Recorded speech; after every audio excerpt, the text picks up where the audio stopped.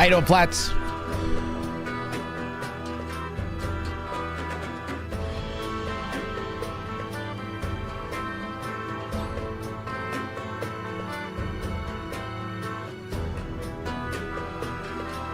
Miscellaneous _ leopard has been consuming red juice for 22 long months. They say grab POGSLIDE button mash.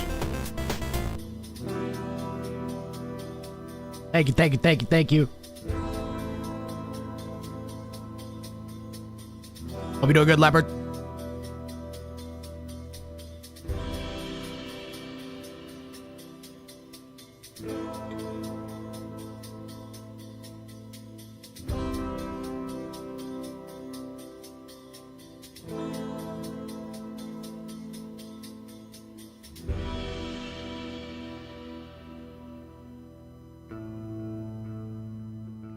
Got Duduju and Togawa Saki Koi. We're supposed to have Volcorn versus Plotterghost, but I think it was Volcorn had PC issues, which I'm very sympathetic towards at the moment.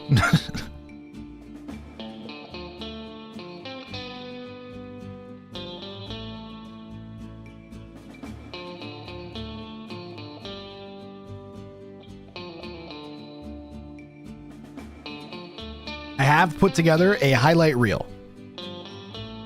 I think it's like a good 10 minutes long. So I'm just waiting for the ads to finish. And we're going to start things off with that. There's also, okay, I'll be straight up. There's a set between Veleza and Combito in some tournament. I think all the casters are currently covering that. So I figure if we wait that out, maybe I should even cast it. I'm stupid.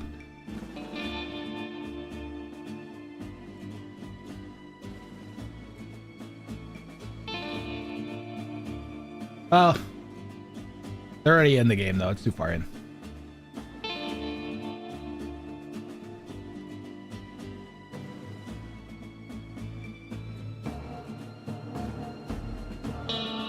Coaching national swimmers today. Oh, damn. Well, I don't know how much there's going to be today. I got this round and that's it. I was hoping I'd have 2 sets, but I think I have 1 set. On the schedule, I don't know if that there's actually any games scheduled until the 11th, which is Saturday. And I have a hockey game Saturdays. It's unlikely I'll be going live before that. Okay. Looking at schedule, so probably 12. Oh no, that's the 12th. We have 3 games. I'm looking in the actual Discord instead of my spreadsheet, because I don't know if my spreadsheet's up to date anymore. People have scheduled games. Scheduled games. Arg and Togawa Sunday, Togawa and Chapman Saturday, and then Smart Guy and Chapman is canceled. Yeah, we were supposed to have 3 sets today. We were supposed to have Smart Guy and Chopsticks, Plotter Ghost and Volk, and Duduju and Togawa Koi. Smart Guy had to drop, by the way. So Plotter Ghost and Volkorn Kex both progress, and their set just becomes a regular set in round 2. And they tried to play and they had PC issues.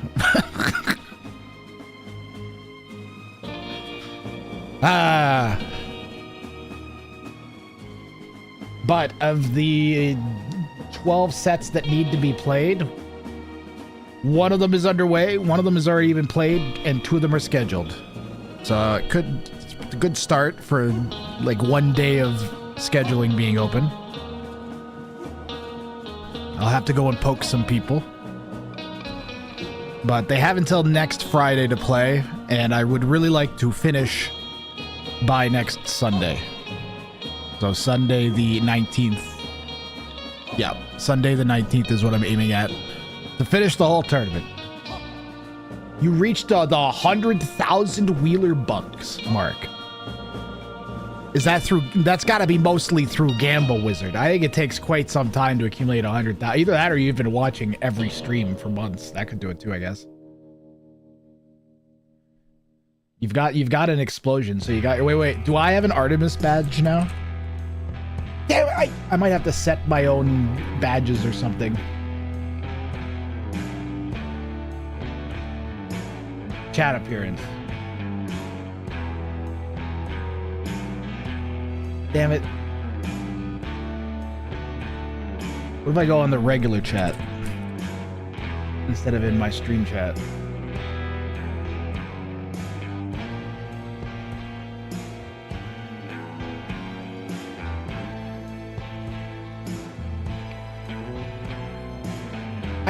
I got the Artemis badge. Yeah. It won't let me put it on my own channel, but I've got it now. Yeah. Because I watched them when they went around the moon. Well, I'm gonna go build my own Quarterfinals. with blackjack and hookers. You won't. In fact, forget the Quarterfinals. You won't. You won't, you stupid robot. You know how much work this is?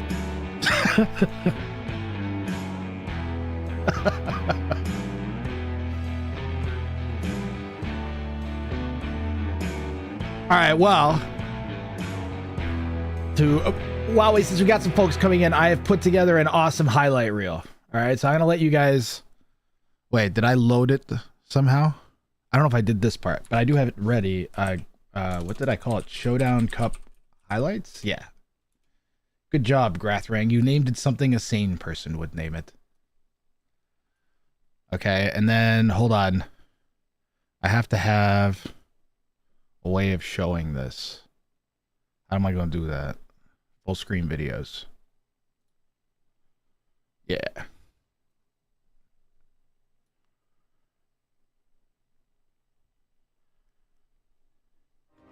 Eventually, the bloodlust consumes you. You find yourself compelled to murder your own units. The giant pile of blood, goo, and bodies. That's fucking dark. There's so many dead bodies there. I've never seen that in my life. This is graphic. We're actually at the stage of graphic at this point, I think. Power goes down at least. Oh, the clustered shot on the villagers. That was filthy. And a disaster for Maxime, who needs every vill he can get. Siege tower. The double-layered walls from Zidanic to prevent the tower hop. He poked. Oh my goodness, did you see that? He poked the gate through the outer wall. Cameox with the extra range on their melee attack. And he's going to try to poke and break in. I've never seen this before. This is crazy. Doesn't quite manage it. Should get it in a moment. It's borderline. Down it goes. And the Cameox managed to break the gate down and break in. Ladashek is in the back of the base. Honestly, it's hard to spoil this. This is going to be great no matter what when you have 30 bunks out. No conversions at all. No conversions at all. 1 cataphract, 2 cataphracts. That's it out of all those monks. There, that's 2,000 gold getting shot in. Tricky bounty, yeah. Yes, yes, yes. Bombard takes out one of the trebs. Oh, big shot on the skirms there. 59 archers for Zdanik. Got to be careful to replace that one. He may not have noticed. Another big shot from the bombards takes out another 4 or 5 skirms, and another shot. Oh god, they were clustered up. I think every single skirmisher took damage on that hit. Zdanik getting insane value out of 1 bombard cannon. And the petard takes out the bombard cannon. Let's go, Chad. Thank you for flaring a Latishek. That is wacky as anything. Here we go, Chad. Keep going. You gotta keep going. He's gonna one-shot the TC. Oh, the Mango Desperation Mangonels. The market goes down. The TC goes down. The Super Monkey Cart doesn't have enough wood gathered for another lumber camp. And I gotta say that this game is over.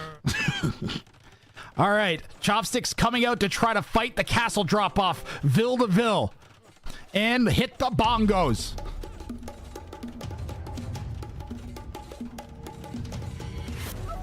Chopsticks, I think, is going to get this castle down. I don't think Super Monkey Car is going to be able to punch this off, and he's going to lose a bunch of Villes once the castle does go up.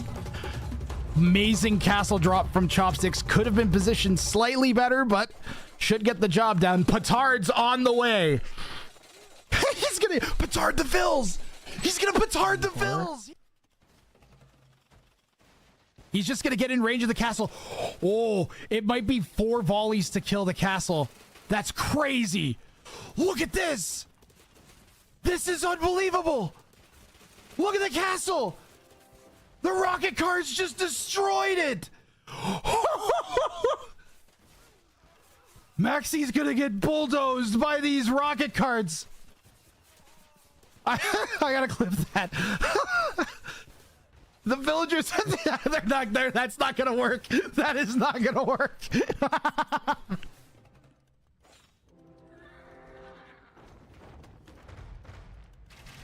MemTV just rated with 397 pathetic humans. We're getting a great sense of how the battle felt like it was going to go for Levi and why he chose to dive. Oh no. Oh, huge shots from the Mangonels on the crossbow mass. What a defense from Levi. Unbelievable hits. They go down though, and Naruto Sherry maintaining control. Ville's getting eaten. Will the maybe he's gonna chop. I think he's gonna chop. Oh, Mem, thank you very much for the raid. I'm running highlights from the tournament. We got Duduju versus Togawa Saki Koi coming up. I think he's got the rest of it up. It's beautiful. It's so beautiful.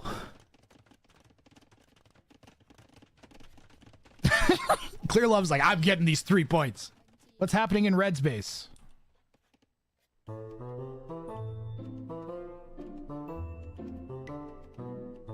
Fuck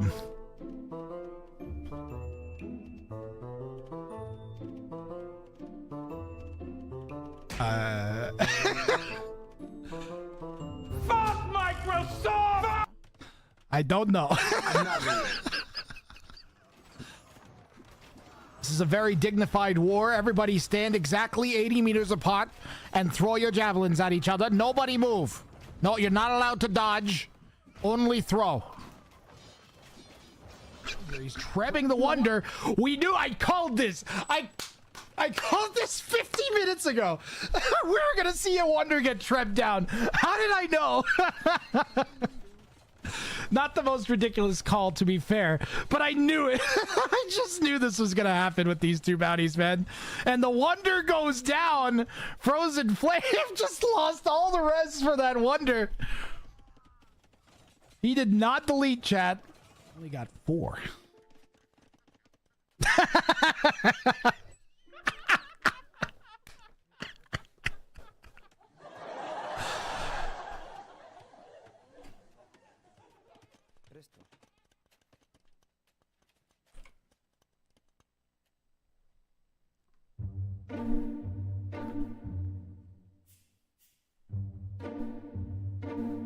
So for context, Blue was trying to bribe Red Sort of relic gift. into building a market so he could complete his challenge for this match.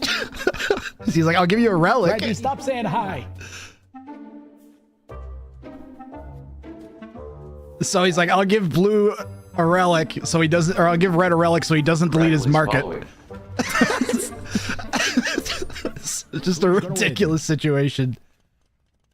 Both these players had the same 30. bounty Regular at different levels. 43, so she's winning in the Scorp So war. both had to make scorpions. So this is the outcome of two players only making scorpions, basically. And here we go. The Scorpions were not shooting at the other Scorpions. They all were shooting at one Woad Raider off to the side. And now she's, I don't even know, microing the... Get him, chat! Fucking get him! Smack those Flemish militia for standing around. So the one player had to make only Flemish militia and win, and made just a ton of them, and then I don't know, forgot about them for like 5 minutes. So chat started throwing potatoes at him. Thank you. This is great. This is the highlight reel from the tournament. Hold on, It's got to be painful looking at this. If you don't win this game, you're gonna come back to this moment and fight for 1841 right there.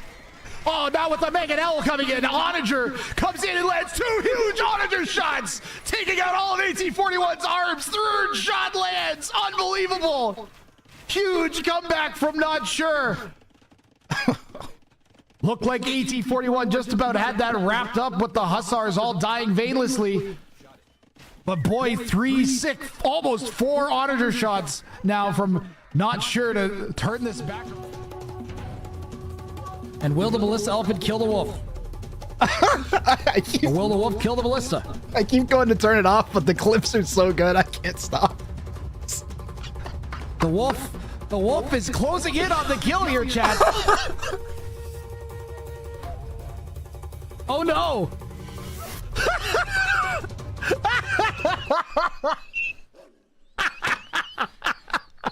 If only that was the Castle Age TC. The tower's defending the castle here, taking Vils out left and right. Unbelievable pressure here from Chopsticks. Yeah, something I've never seen. I have 20,000 hours, and I've never seen a tower built to protect the foundation of a castle from villagers. I have never seen that. Not once.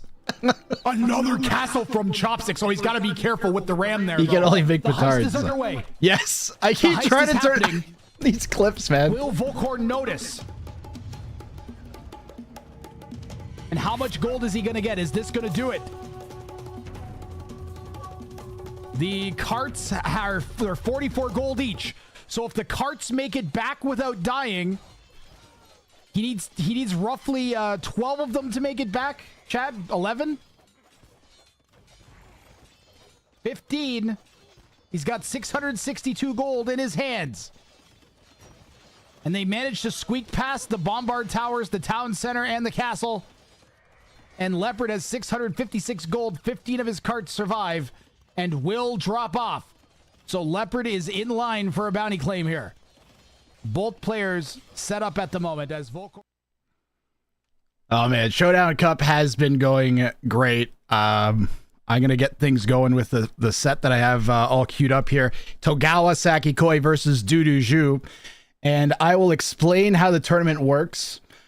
So we are in the second round of the tournament. So we started off, I think, with 40-ish players. We wore it down to 8 for the second stage. So the 8 qualified players are Togawa Sakikoi, Dudu Zhu, Chopsticks, Arg, Plotter Ghost, Smart Guy shouldn't be on there anymore. He's eliminated. I think I'm forgetting Aladashek and someone else. But so they all have to play 3 sets against each other. So they're playing another 3 sets in the second round of the group stage. And the way that the tournament settings work is each player is assigned a set of 6 challenges for their play all 3 match. They have to pick 1 challenge each match. They can only try it 1 time, and the other player doesn't know what challenge they're going for. So they get 1 point for a victory, and then they get additional points depending on the difficulty of the bounty they choose. So there's level 1, level 2, and level 3, and that's the number of points they get. So for instance, Togawa Sakikoi here has Teutonic Scouting 3, have 60 scouts alive at time of victory as the Teutons, and he gets He would, if he won and completed that bounty, he would get a total of 4 points. And the top 2 players that move on to the grand finals are determined by the most points. So it's not necessarily the win-loss. It's the number of points you get. And you can kind of win a set just by like even winning a single game. You can get 4 points and your opponent only gets 2 victories and you would win the set. But winning the set is less important. Only is following. Thank you very much for the follow, Mr. Domes and Craggle earlier. So the players don't know each other's challenges. It makes for some insane situations. You also get like when the high elos play the lower elos, the high elos are only assigned hard bounties with like the high point payoff, and the low elos can choose. So they can actually every once in a while, and I think it happened 4 or 5 times during the tournament. The low elo managed to steal a game and even a bounty claim, I think in one case, off of a high elo, which would never normally happen except when high elo has to do something like, I don't know, Incas build a maximum of 1 tower before reaching Castle Age. You may not produce anything but vills. So we're going to get things started. I have one set here between 2 of the highest ranked opponents in the tournament, Tagawa Sakikoi, Dudu Zhu. They are, all games are played on Arabia, by the way. So if you like King of the Desert, you might like this tournament just for that reason. So let me get things rolling here. So these were the starting pools that they got. They're allowed to refresh their pool up to 2 times. Let's see what they chose for game 1. Because even I don't know right now. And Togawa is going for Teutonic Scouting 3. Have 60 scouts alive at time of victory as Teutons. Dudu Zhu is going to go for Feudal Flemish Fisticuffs. Say that 5 times fast. Produce only Flemish militia, remain in feudal age, and win. If Dudu Zhu completes that, he will get 3 points, 1 for the victory and 2 for the bounty claim. And Togawa will have 4 points total at stake in this match, which is starting right now. So Togawa Sakikoi here in the south, playing in red as the Teutons, and Dudu Zhu in the north in blue as the Burgundians, of course. So both players have to do this particular civilization in order to complete their challenge. We're going to run a prediction. Hopefully it just works. Nice.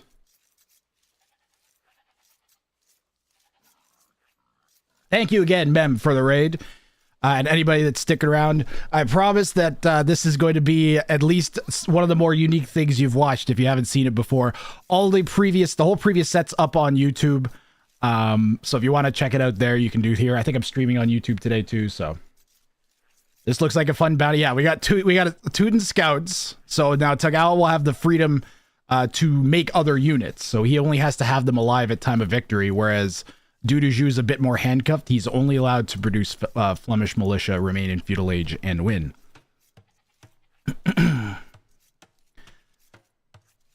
So that does hamstring him a bit because he can't make siege, guys. So he's really got to go all in feudal Flemish style play in order to make his bounty claim work. But he could opt to just go for a win as well. So we'll see what he decides to do. The Teuton player in the south, though, I'm a bit more concerned about, mainly because this is a decent elo split. What is it? It's like 180. So there's a bit of a swing that way, and it's very hard to make 60 of anything. Maybe except with like a couple of, except for like, I don't know, Karambits or whatever, the Blackwood Archers maybe are a bit easier. But 60 Teuton Scouts plus Teutons, these guys don't get light cav, and they do not get Hussar, of course, as well. So they're stuck with a basically feudal unit. Now, there is some utility in having that number of scouts, but a lot of times during the tournaments, players usually just make these units and then stick them at the back of their base and try to win without using them because they're too afraid to lose them and risk the bounty points. So there's a few different ways. Yeah, and they don't get husbandry too. They're slow. Although like the Teuton Scouts, because the light cav actually slow the scouts down slightly. So technically Teuton Scouts are not that slow. Like they outpace even cav archers. I'm not sure if that applies once the cav archers get husbandry, but like that's really your only viable option to chase down any fast units. Now we're not going to see any cav archers this game. Togawa got a little bit of luck with the matchup that way, but again, the Flemish militia will directly counter the scouts. How much bonus? I think they get 8 bonus damage. They get some amount of bonus damage against cavalry, so it's not great. We'll see how the players handle it. Duduju's going to have a kind of like rearish main gold relative to red and berries. Stone is on the front on a hill. That's never nice. But does have nice secondary stone at the back at least. Luring boar. And we have a pair of mouflons at the front. And Togawa in the south exposed to ugly gold and main stone relative to where blue is. Berries are at the back and stone is also there. But oh man, that's really ugly secondary golds at the front too. Would be an awkward boom, I think. You'd have to like expand to the right, I think would be the direction you want to move your base. And get a castle down here at some point. Fishing? What about fishing? Where? All right, we're off to a good start here.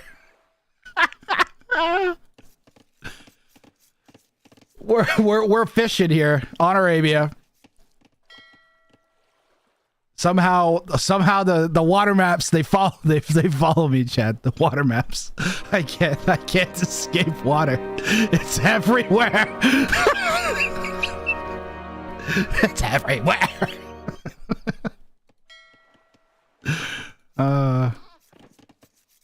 What? Good to see a plotter ghost. Someone asked what happened to Smart Guy. I mentioned Smart Guy had to drop from the tournament. He just it doesn't work with his work schedule. That's all. He doesn't want to inconvenience the players of the tournament, so he decided to bow out. Which was, he let me know, like, basically as soon as he realized that. So it was very classy of him to do that. Plus, we already had, we had 2 players tied for 8th place, so it was easy to just kind of slot it in. Barracks going down here for Togawa. So, kind of a standard 20 pop scouts build. Woodlines are the 2 kind of only options he's got. The next closest one is in Narnia in the southwest. I guess you could, like, wall that. It'd be nice to get a wall there if you could get it, but the pressure will soon begin with the Flemish militia here. So $800 at stake in this tournament. It was originally going to be a like a $500 tournament was the goal. I hadn't even figured we'd get to that. So support has been unreal, and the players are getting rewarded. So everybody in the group stage gets $50 for their time since they have to play so much AoE 2. And I think top prize is $250? Might be $220, something like that. Second place I think is $150, and then $100 and $75. And then 50 for the 5th to 8th. Supermind always hears them as Dogao. He can get fishing lines in Dark Age. Ah, that's true. Did he pick that up? I'm so not used to looking for fish text. The militia spam has begun.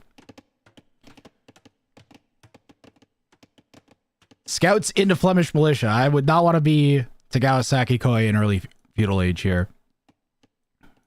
We'll see if he just like, because he can delay going scouts till later. He can just like open scouts now and then transition to whatever, Teutonic Knights possibly.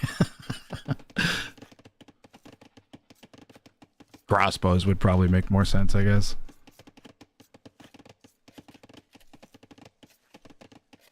And then try and take the game late and get the 60 scouts that way instead of just trying to, I don't know, all in feudal.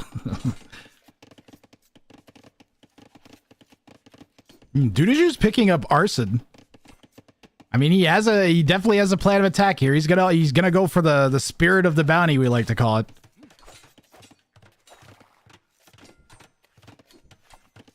There are a couple militia poking away here, but numbers still working their way up. 7. There's 6 of them here.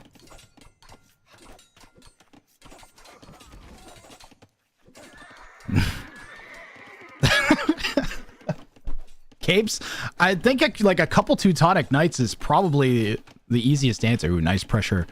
Good follow-up from Duduju with the towers. Gonna be an all-in... Oh, that's on the hill, so the scouts are gonna be able to attack the Ville downhill, and they managed to snipe one real fast because of that. There's still 2 full HP villagers there. Surprised there's no counter tower from Togawa, the Teutons get a bonus where they get extra garrisons in their tower. They have an extra garrison, 10 garrison space, and they shoot extra arrows too. So, oh, they're trapped in there. They have to chop for freedom. They have to chop for freedom. They're getting shot by the time you delete the house or the lumber camp. Or they're going to have to try and chop their way. He's going to lose some vills here.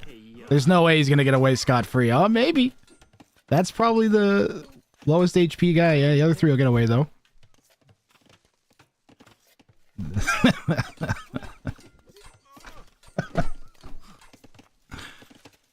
I was waiting for the range. Some more choke. Yeah. Good choke buildings. We'll check Blue's line of sight. They want to see what we want to see what they want to see if they want to see things.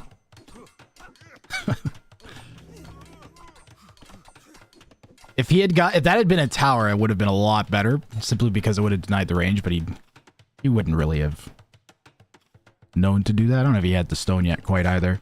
Scouts come in, take a shot at the tower. Red's trying to make a little area they can poke the tower from. So that's in range of the Teuton TC. So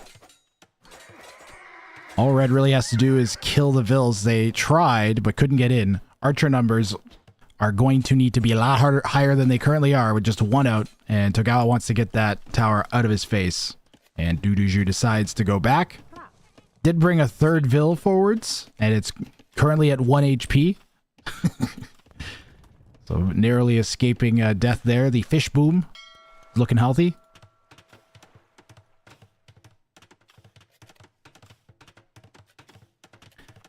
Yeah, Togawa gets up to Castle Age here. Duduju is going to be in trouble, really. Togawa unwittingly just has to defend a ton of feudal pressure. Ooh. And the scouts came forwards. They're going to come and poke. This is a nice little counterattack here from Togawa Saki Koi, realizing the militia are all forwards. He's trying to pressure me. I'm going to go to his base and try to get some counter damage. Eco KD is currently 3-1 for Togawa between the two forward tower vills and the one vill he just picked off in Duduju's base. And let's check the cavalry. So it's 6. I thought it was 8. Maybe it goes up with age or something. A couple spears isn't going to hurt.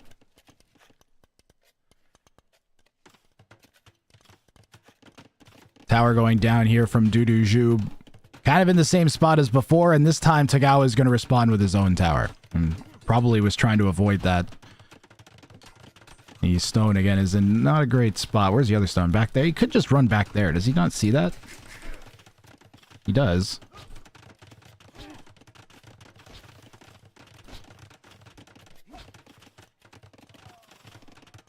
How'd he fail? Oh, he made a spear! Oh, he made a spear! I wonder if he even realized that's...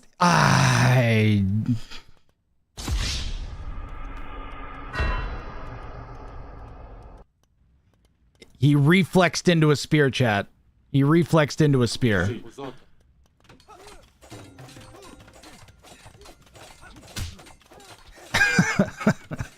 The pressure got to him, man. The scouts came into his base, so he just, like, hit... You know, it's second instinct. First instinct? Whatever. Instinctual.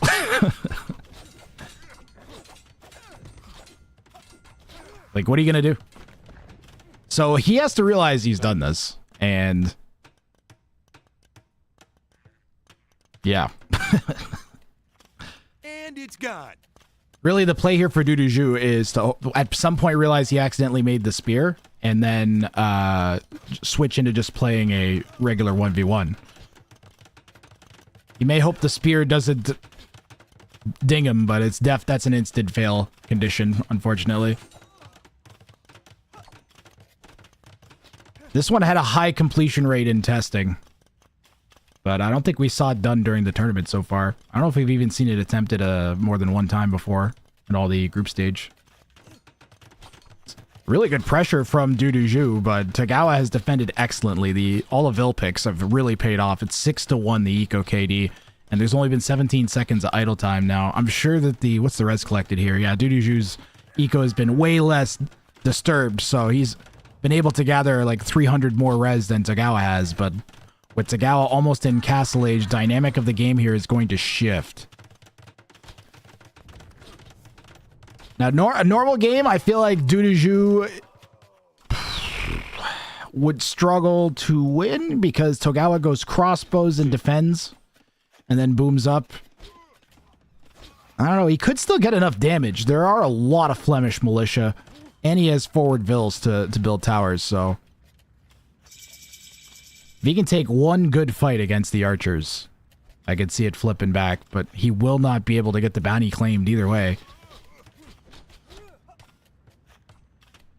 Now, if he had produced the spear and then deleted it, I don't think I can allow that in. Nor I would allow that in the game show. So the whole tournament's based off a game show that I run normally called Bounties.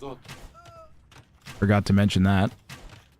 The game show has more lax rules. Tournament is competitive, so yeah, crossbows going for the vills here. Flemish militia are nowhere near doing damage, so why not try and take out a few of those forward vills? And Togawa attempted there to use the scouts as a meat shield, but is trying to get the scout numbers up for the bounty. I think he just has to accept it's not going to work. And try and go late. Oh, the Flemish militia came in on the right, on that wood line. Duduju in two places at once here. Unlike my casting. I need that second PC thing. Still good, it's still good. It's good. I know.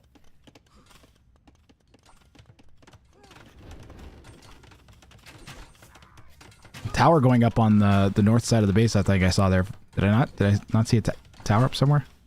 Well, those were, I don't know when they were. I'm getting disoriented, all the pressure. 20 militia and dropping. The 8 crossbows are enough to one-shot them, it looks like. Or at least like a couple shots. Togawa's gonna go and rush this tower. This is a hell of a play from Duduju.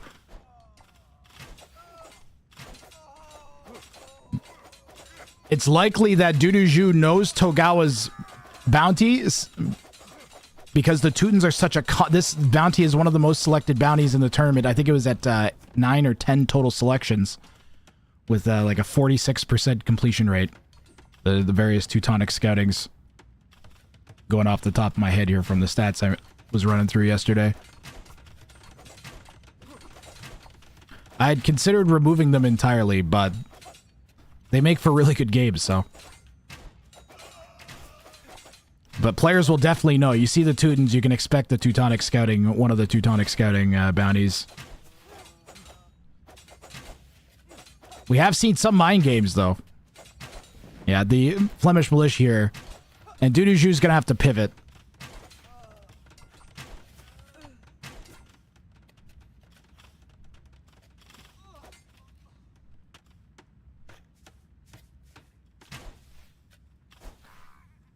Eco KD's looking great for Tagawa, but res collected is like strongly by like 1,500 res in favor of Duduju right now. So the Vil count is not translating into more economy at this point. And oh, we got a TC drop. Uh-oh.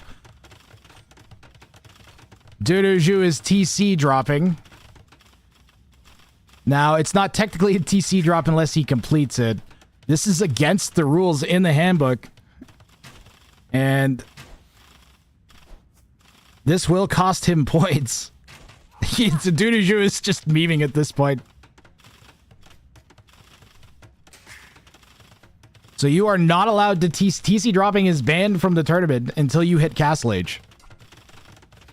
I'm wondering if he thinks until the opponent hits Castle Age. I might have to review the wording of the rule and make sure that it can't be interpreted that way, because it could be, honestly, I wouldn't be surprised if I worded it a little ambiguously, and that's why Duduju decided TC drop, but this is technically banned from the tournament, and it automatically deducts you 3 points. So Duduju, after the first game, would be sitting at -3 points in the second group stage, so potentially a dire mistake here from Duduju, and it doesn't even accomplish anything, as that's going to go right down to the Teuton Town Center with crossbows garrisoned in it. Yeah, we're going to double check the wording and see, because he might think that because Togawa's in Castle Age, he's allowed to TC drop. That's what and then we're going to see if the wording could be interpreted that way. And if that's the case, then I might be lenient. There's also the possibility that Togawa completes the bounty and wins anyways. And then I would probably also not take the points at that point either, because the point of the rule is to stop people from just denying the opponent's bounty by TC dropping, because tons of the bounties can be denied by TC dropping. So I mean, if Togawa still gets his bounty, I can't really be like taking points away from the opponent for doing it. I don't think. I think it would be the one case where I'd show leniency, actually. Why so many Tuten scouts? Togawa Saki Koi's challenge is to have 60 Tuten scouts alive at time of victory. So if he wins, he only gets 1 point. But if he wins and has 60 Tuten scouts alive at time of victory, then you see that little Roman numeral in the top right corner there? Where above Teutonic scouting, where the pointer's jiggling? That means that's the number of points he gets if he completes that challenge. And the players who have the most points move on to the next round, Josh. So going for the challenges basically outweighs winning a lot of the time. Like, you take the win if you can't get anything else. But you should realistically be going for the bounty every single time. And Togawa's actually halfway there now. He's housed himself. Or has had houses die from towers, possibly. Yeah. And/or Flemish militia. Crossbows are roaming around the front of Duduju's base, maybe looking for any way in or any expansion. Doesn't like 10. I think like 4 Teutonic Knights would kill everything. Never mind 10. Well, there's towers, though. The towers don't help things.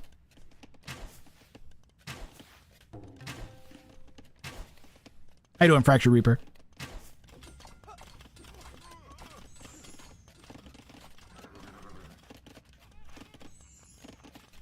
You are not permitted to build a TC and range the opponent's TC before you reach Castle Age.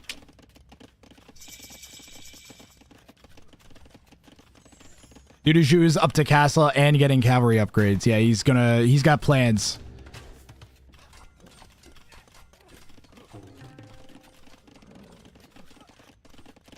Well, I still think that I can negate that rule if Togawa manages to complete the bounty where that, in the game where that violation happened.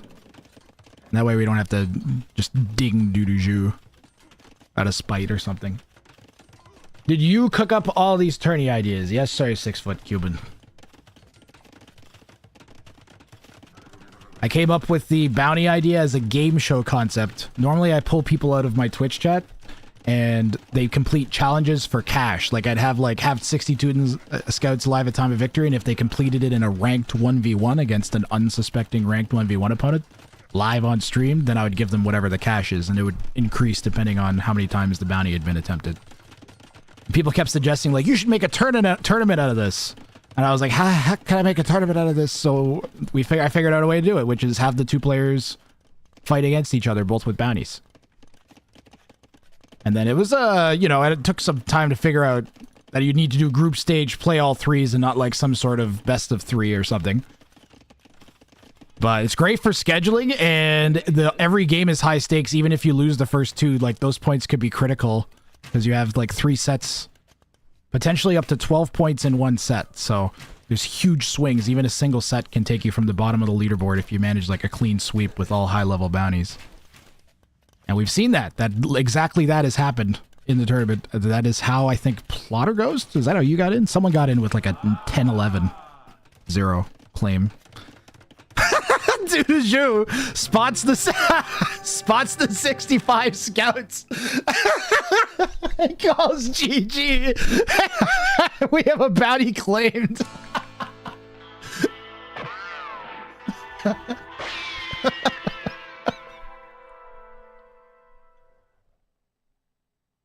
So he gets 4 points for that. And Duduju will go down. He gave it a shot. He had look at the fish poop. The ironic thing is there's some bounties where it's like produce only villagers or something, or you're not allowed to produce villagers after XYZ, and like the sneak around would be to make fishing ships, and yet we see this in like a game where it has no direct consequence to the bounty. Players do not know their opponent's bounty. They do not. We'll review the stats here. Tagawa with a crazy KD fending off all of those Flemish militia. What was the final Flemish militia production? A 70 Flemish militia. And Dudujou had a res lead even up to the very end here, and even the villager lead, but was just he was on his way to imp. He probably saw the scouts and was just like, this is what's been happening. I don't have anything to defend against 60 fully upgraded Teuton scouts, and he's got 12 armies. So, anything else we want to look at? We maybe poke at their APM, see what the APMs were. Fly, holy moly, 110 APM average is nuts. Peak at 210 there. That is some serious clicking. And we'll head over to the draft and check out what they did for game number 2 as I get the next game loaded up here. And let's see here. Togawa used a refresh and went for "and my axe 2. Make only throwing axemen or elite throwing axemen, must make at least 2 and villagers and win." And Dudujou is going for Centers of Attention 3. Win with 30 TCs alive or more at time of victory. So I think it's very likely we're gonna see Malians versus Franks here, if I had to guess.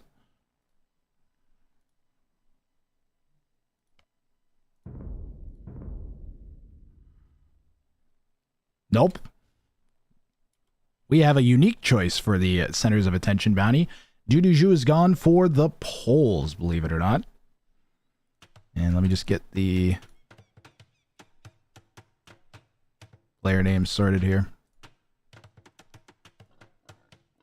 Oh my god, I set the wrong guy to red.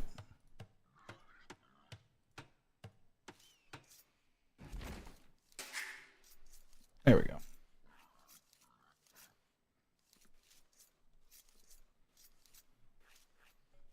Hey, it shouldn't be green.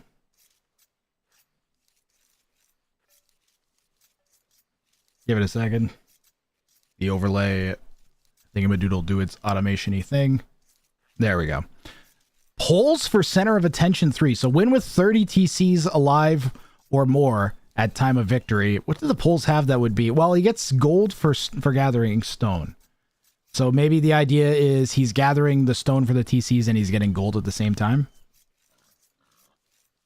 Or he just wants the vills that are going to be going everywhere dropping TCs to survive better. It's a unique choice for the Civ. So Kawasaki Koi here in the east as the Franks. So pretty clear what his strat's going to have to be. He's going to have to make his way to Castle Age, build a castle, and make throwing axemen, because anything I think less than an FC is going to sting. If he tries to defend in Feudal Age and not just FC right out the gate, then he's in trouble. At least for his bounty claim. So this time the players kind of went the other way with Tagawa going for just 3 points. He just knows he likely just completed his... He'll be able to have double clicked and see how many scouts he had. So he'll know that he has the 4 points from the first bounty claim, and that might be why he's gone for a level 2 here instead of a level 3. He's like, okay, I've got 4 points now. Like, no matter what happened, I did decently in this set.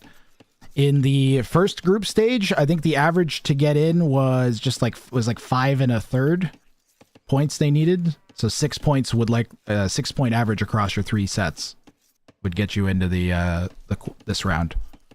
So I'll be interested to see what it's looking like for the top 2 spots, but I would guess there's going to be at least one sweep at some point across all of the sets. There's 12 sets, I think, to be played, including this one.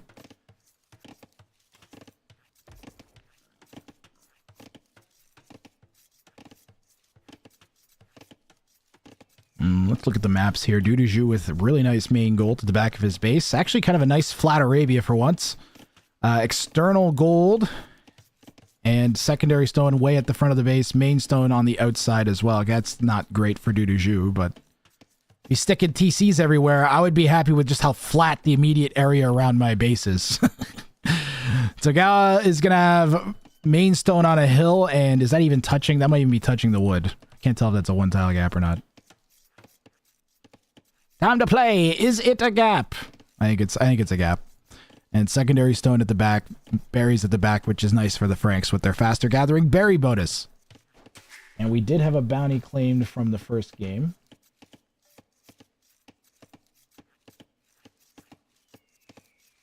I was just thinking that, Wizard.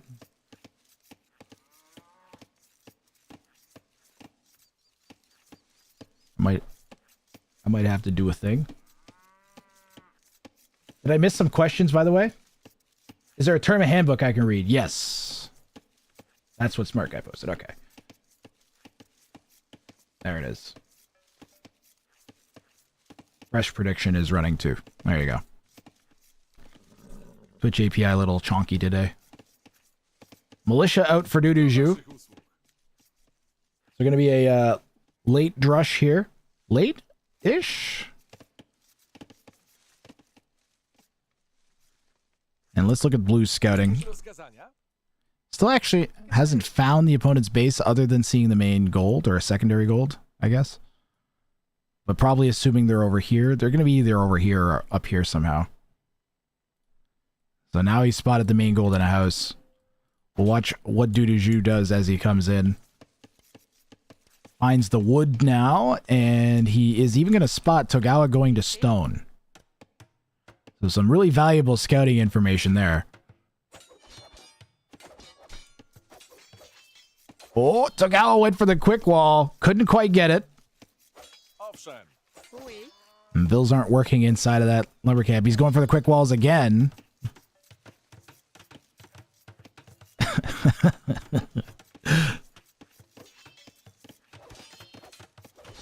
Togawa doesn't want to deal with this drush. His Vills still don't have looms, so. Oh, this time, this time. A bit more sneaky with it.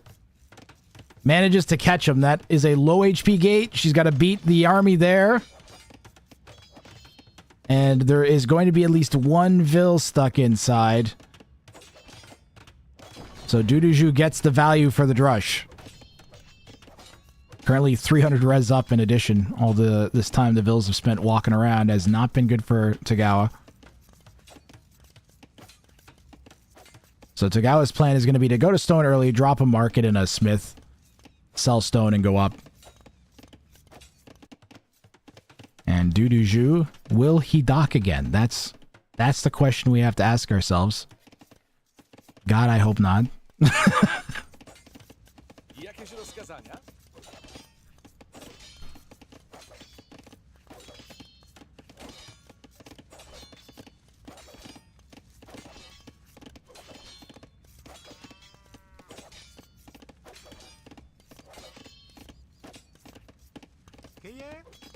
Hello, 30 TC win. It's doable. Oh, yeah. Good to see you, Merrick. Welcome in.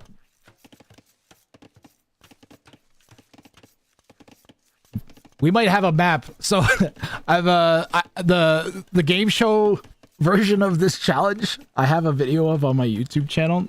The guy who did it, Chopsticks, is like a 1350 player, and he's actually the top ranked player in the tournament by bounty points from stage 1.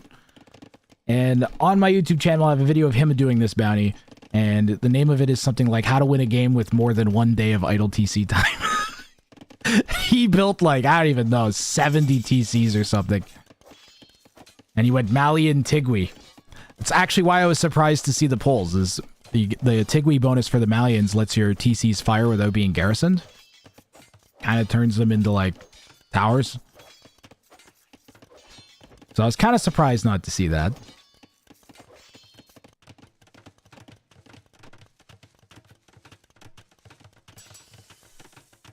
Duduju is going FC as well. So this is a Drush FC. From Duduju. He's going to beat Togawa up to Castle Age too.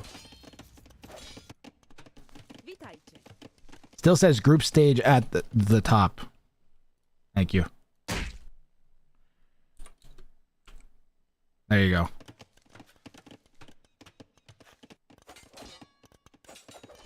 I thought this ended 19 bays ago. No. Bays are actually a form of water. It's a shape of a inlet on a piece of land.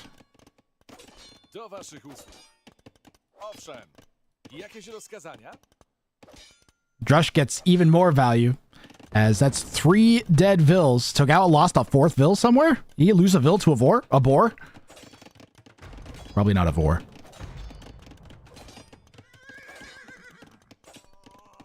No Teutonic, AJ. My PC CPU exploded. Well, it didn't explode, but it did die. And delayed the tournament by 6 days. And then after that, we had a bunch of donations come into the tournament pool and requests left and right to extend the second group stage from 4 players to 8. So I did that, which actually means that I could give more of the participants cash for all the time they put into the tournament too, which is good. Because now the minimum prize all the players get is $50. Which is, I think that's pretty good for... considering this was just donation based. Now you guys were awesome. You took care of the players. Like I put 100 of my own bucks in the pool. So like 800 of this came from viewers.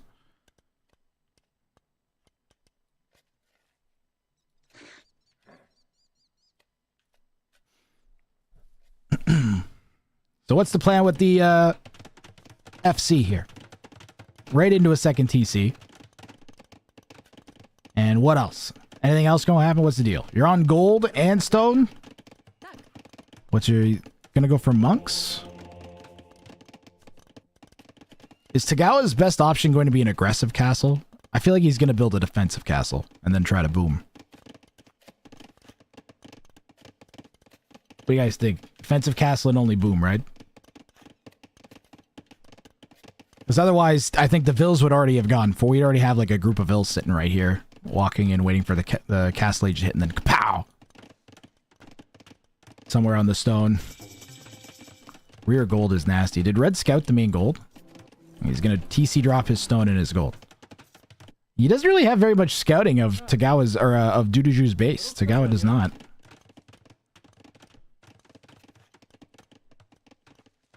Real Chaz dropped 2 castles at once in case one gets denied. Honestly, it looks like he's going to TC drop again, too, after probably another town center. And then right back on the stone, presumably. How many farms he's got? 9. Frank's get the free farm upgrades. He's housed. He's getting wheelbarrow, though. He'll be way behind economically. That Drush did so much damage.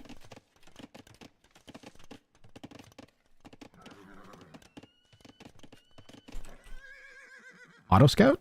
That looks like Auto Scout. Well, it can't be that Auto Scouty. He reacted instantly. No luck there for Duduju. Tagawa picks off the monk. And he'll be 3 TC while Duduju is 2. But Duduju with 1,700 more res collected. And his own third town center going down now. Plus pulls with the full work, so every time they build a farm, they drop off food. It's really easy to boom up quickly with that.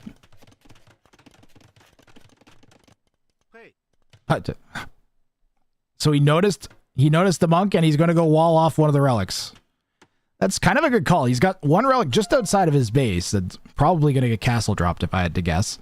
And this one's almost... it might even be within range of the TC. I think it is, yeah. So that would give him, in theory, control of 3 relics. And the throwing axeman production has begun. He has at least a few for self-defense. Tagawa is in a precarious position because he can't make trebuchets. He needs to win before there's too many castles up. Now, 1 or 2 he could probably deal with, because the throwing axemen, they are infantry, and they get bonus against buildings, so... especially if you pick up arson, they do surprisingly well against buildings.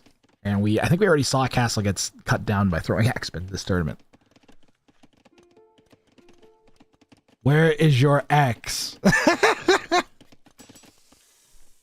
Duduju, I think Duduju might have studied the bounty list a little bit. I think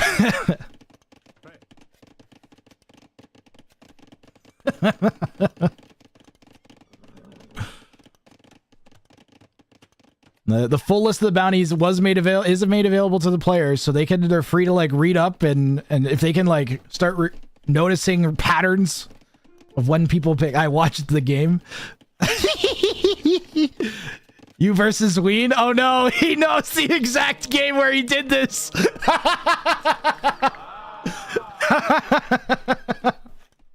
Doodoo with the tournament scouting here paying off. You like boom. Yes. So the game against Ween Dinchester, Togawa went I think like 7 or 8 town centers or something ridiculous and got away with it. So if he gets the opportunity to, he'll boom way up. And he thinks he's going for the axe one. Maybe. Players, I think, see now Doodoo is like, players are going to start noticing what civ you go. Like if I go Malians, they're going to know I'm going for the TC bounty. So he actually played this like smart. Peace. Doodoo wants to make 30 TCs. Togawa has to win using only throwing axemen, so they might negotiate a situation where they both get to their bounty conditions and then fight. Only one player can get the bounty because you need to win to claim every bounty. Okay. So there's not really much gaming you can do. There might come a situation where there might be some score manipulation late in the stages. There's not much I can do to stop that, but this is literally the first set of the tournament, so nothing to worry about that here. This is just get whatever points you can get. Togawa chasing down this monk, trying to grab that relic. Doodoo has 2 of the relics.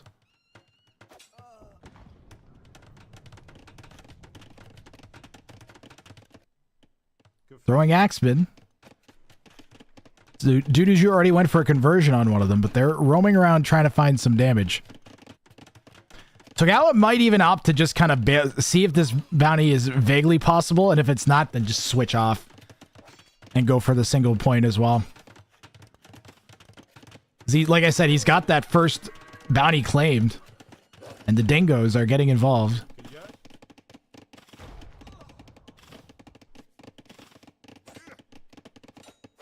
And the Vills are trying to punch the throwing axeman. They get 1. A range helping it.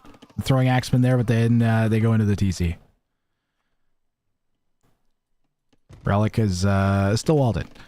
Uh-oh. Uh-oh. Doodoo is going to go for Schlotcha Knights. Schlotcha privileges, where Knight costs 60% less gold, if I had to guess. He could just go for Hussars.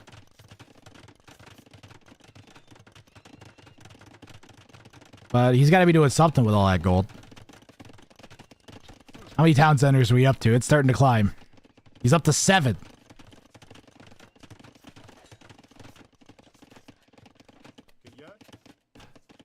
Does he have space for 23 more? Does the villager does the peasant taken over by Poles regenerate HP?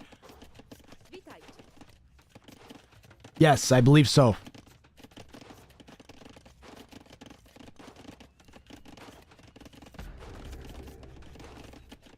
Yes, Merrick. Yes, I'm pretty sure.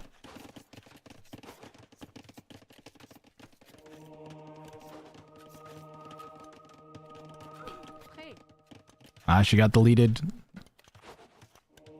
Did we find... Where was the weak Vil? Did we see her? I'm pretty sure they all just regen HP. Like... There's no weak Vils at all, so I'd assume that if it was converted, then it didn't die, then yeah. Also, yes, would be an easy way to tell. I like that castle.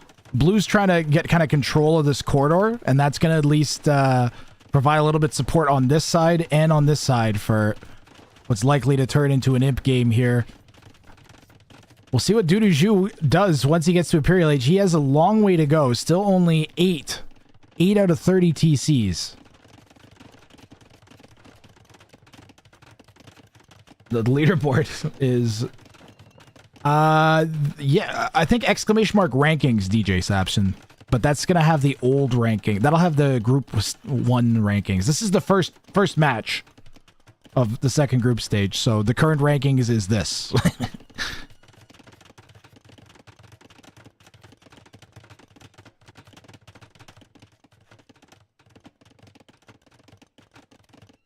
How does Tagawa win?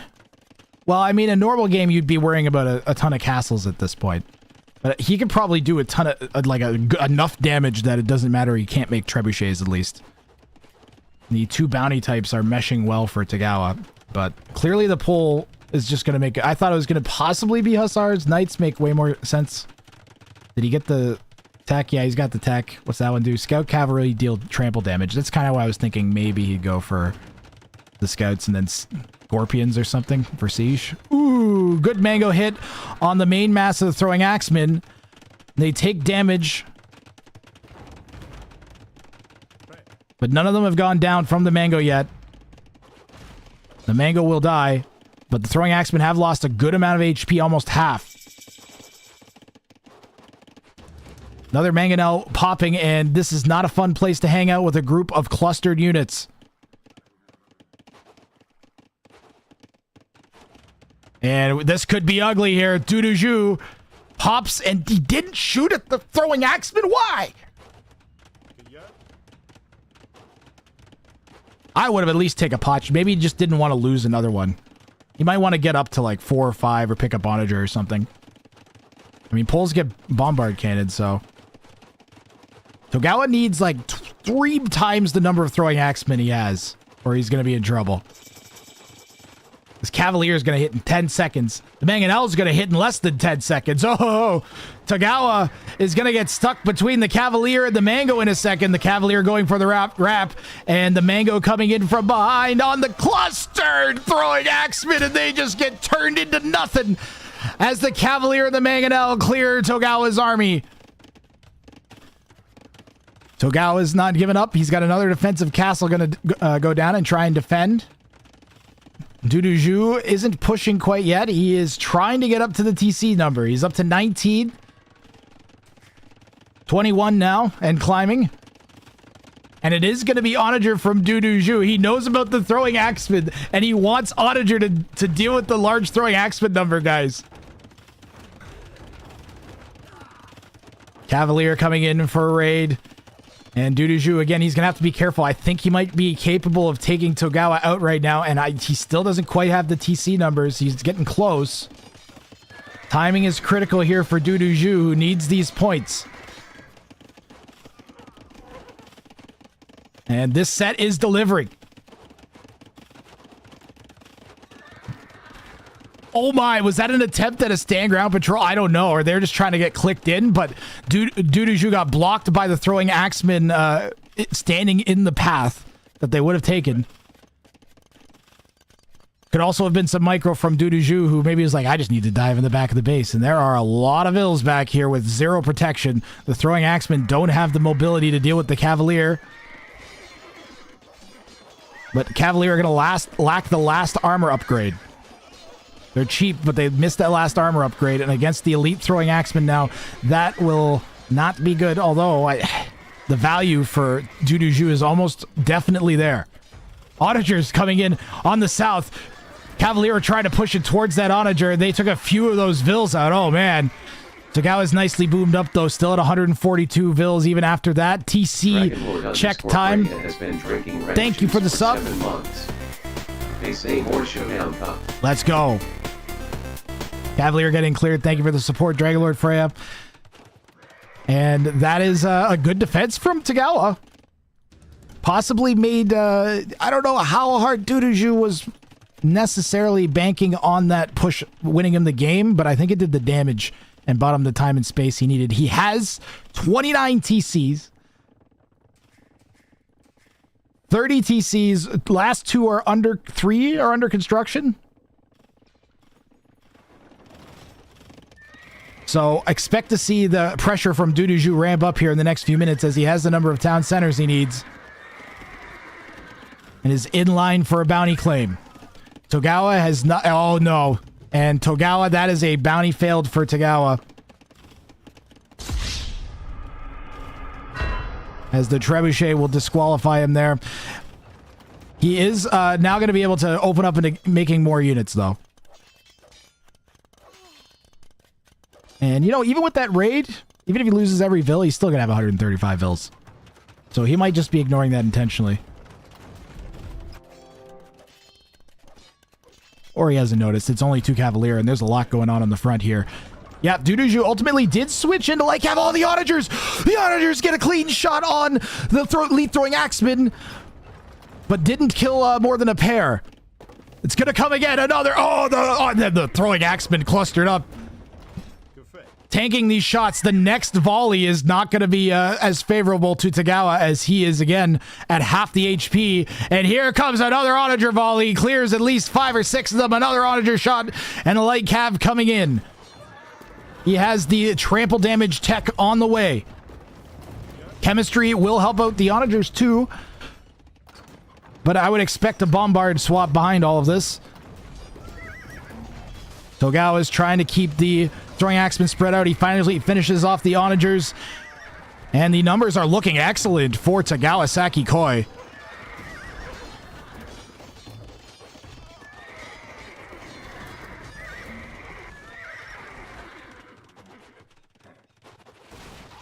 And you know, that Trebuchet hasn't even really done anything on him. And I dare to say it, but this is looking good for Tagawa.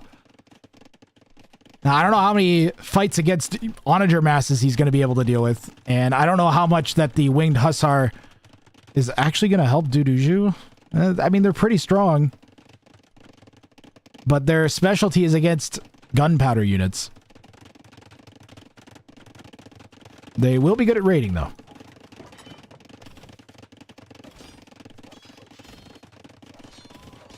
Yeah, shame to lose 2 points to a useless Trebuchet. Now, if... No, I was going to say the game show stipulation again. No, shut up, Grathring. Forget I was about to start saying something. The Hussar are coming in the back. So 13 attack on these guys? Alright, well. That's pretty good. 13 attack and 100 HP is nasty.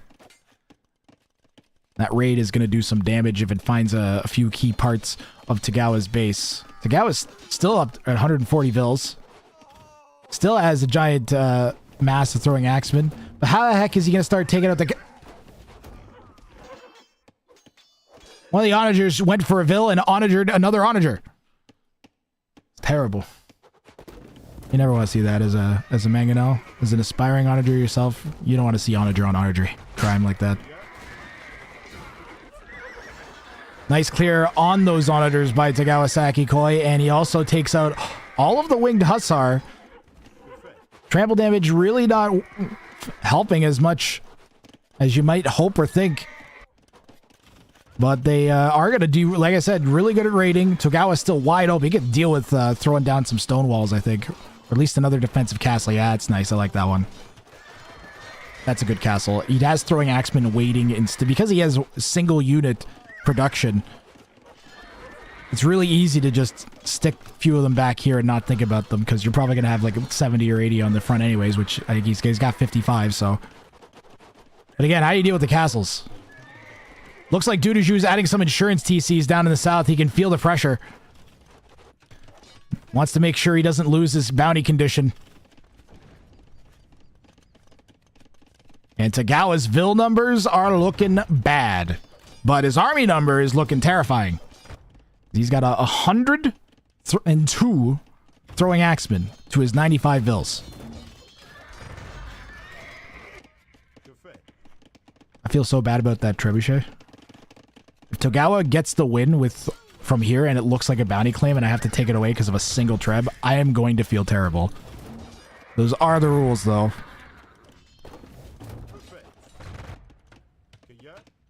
In the game show, if a unit doesn't have strategic relevance, then I usually allow a delete of it.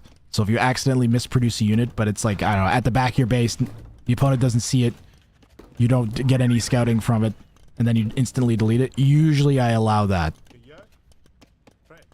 But for the tournament, I have to go by exact wording because it's all competitive, and so much of the tournament is about being right on point with what the wording is.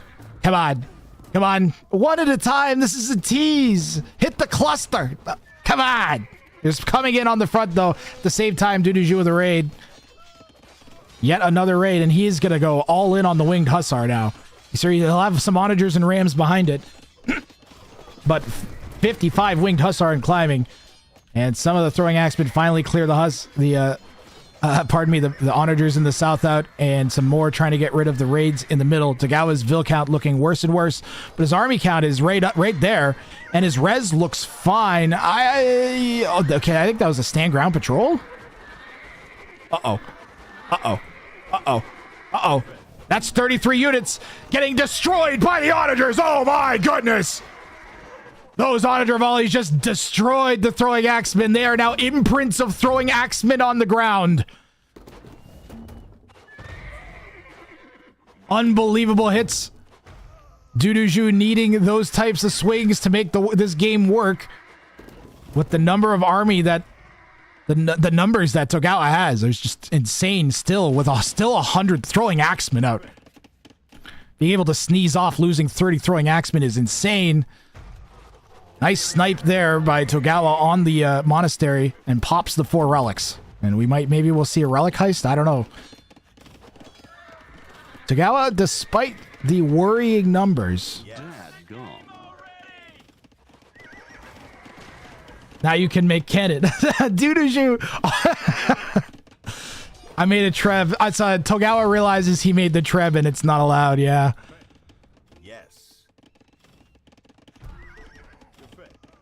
I do not know whether you can make treb. No, you can't. It feels unfair almost, but at the same time, I mean, Togawa's making it work, so. Oh god, more cluster throwing axeman shots. And at least we're getting a show here as the onagers have been just demolishing throwing axemen, but look at the numbers from Togawa. I'm so tempted to review it. Well, maybe we'll review the Treb and see if it had strategic relevance, but I'm pretty sure it's shot at a castle.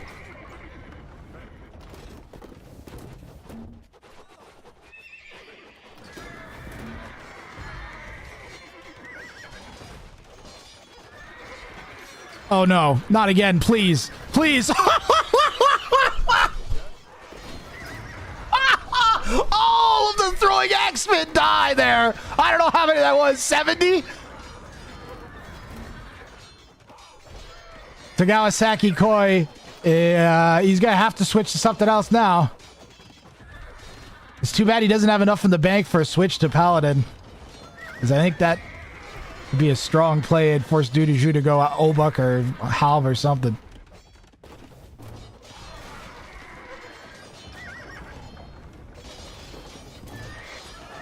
Oh my goodness. Another cluster. That was a sick attack ground from Duduju on those throwing axemen, and they are cleared once again. And now it's just a war of attrition that Duduju is eventually going to win, and we will double check and make sure before we hit the official button, but I believe that that is indeed a bounty claimed for Duduju.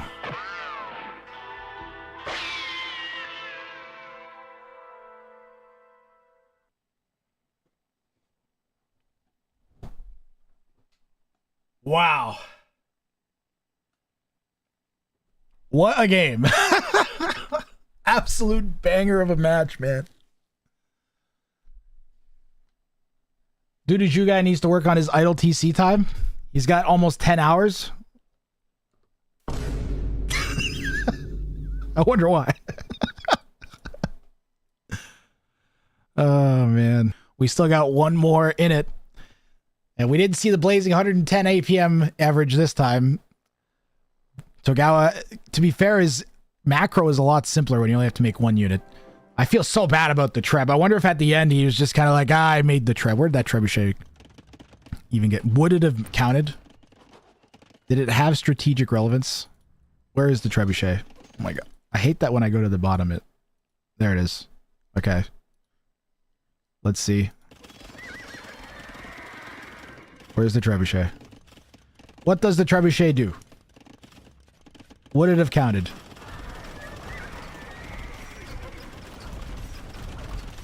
It killed a TC, so no, it had strategic relevance. Not very much, though. But yeah, that definitely would have been a 100% a bounty fail for Togawa. Now, if it had been, okay, so hold on 1 second. Now, if it had been made, let's hypothetically say there's a castle here and it gets made from there and then he deletes it, I would be very tempted to allow that. If it has no strategic relevance, there's no writing in the handbook for that, I'd be tempted to add something about that. But it's easier just to have the nice, we have a black and white line, there's no reason to make it gray, you know what I mean? On to game 3. Oh, wait. Is there any stats? I'm jumping around. That game, those auditor shots just shot my nerves. 490 to 400. The KD, Eco KD 176 to 3. 3. What a game. Tagawa honestly made it look like it was possible. 100 plus throwing axemen. What was the number? 288 per Duduju. 38 onagers that game. 38 of them were made. 38. All right, let's see what we have to run an ad. So we're going to run the ad so we don't get hit in the middle of the third game. So I'm going to do that. And then we will be back with game 3 of Duduju and Togawa Saki Koi. And before I send you though, why don't I show the bounties that they're going to do? So Duduju for the final game is going to go for Feudal Sfuru, make no villagers once reaching feudal age and win. And Togawa Saki Koi is going for Santa's reindeer, collect 4 deer or all your chickens in a single pen. They must survive and win. So that'll be a great amount of goofy there. If Togawa wins, he'd get the 6 points average, which was what you needed in the opening round to make it through to the next stage. And if Duduju wins, he'd end up with 7. So this will be fun, and I'll see you guys after the ad break. It's going to be 3 minutes long, just a heads up, so it might say like 10 or 11 ads. So perfect time to go get a drink and then come back, or some snack or something. And I'm sure this will be a good one. I'll see you guys on the other side. Are you tired of low-quality baseball baits giving you splinters, staining too easily, or breaking at the most critical moments? Well, come on down to Lubov's slightly used baseball bait emporium, where we stock only the most reliable of baseball baits. What do you mean by reliable, Lubov? Don't ask questions. Okay. Our baseball baits are portable, rugged, and proven to withstand whatever abuse you can throw at it, or whatever you can throw at it to abuse. Do they come with a warranty, Lubov? Don't ask questions. Plus, now, our baseball baits incorporate all new technology, researched from the top scientists of baseball bait. Come this week only and buy 3 baseball baits for the price of 1 kneecap. Lubov's lightly used baseball bait emporium. You might not be able to walk, but you will be able to smile. Oh, but Lubov, where are you located? Don't ask questions.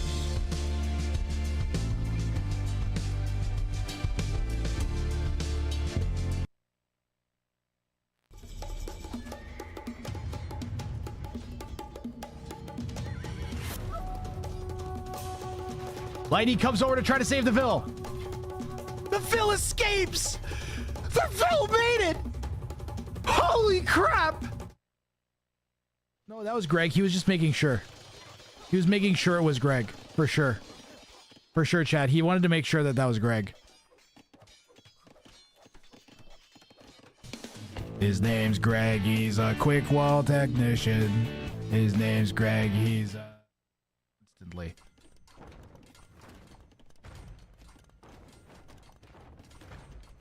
Mangoes need a half decent shot on the... Oh my god! And they just got smoked by the Mangoes. Into a GG. Naruto Sherry.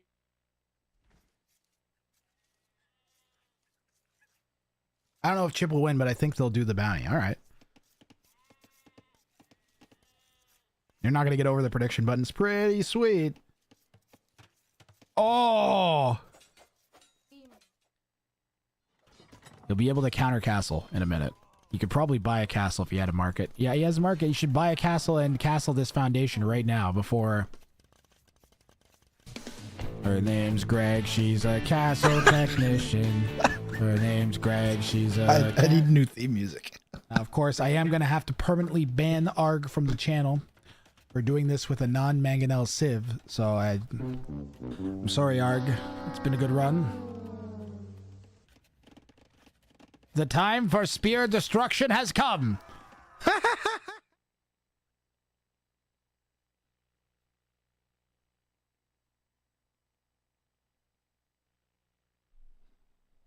All right, we are back from the ads. We're back from the highlight reel. We've got game 3 of Duduju and Togawa Saki Koi. And I potatoed and I did not open the rec already, but I already have it open, so it's okay. Hold on, I'm going to reload Capture Age. Because it likes to potato on us.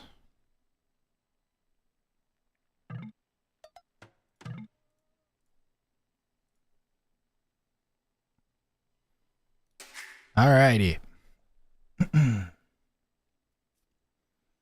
I hope you guys are excited. I definitely am. I am ready for this.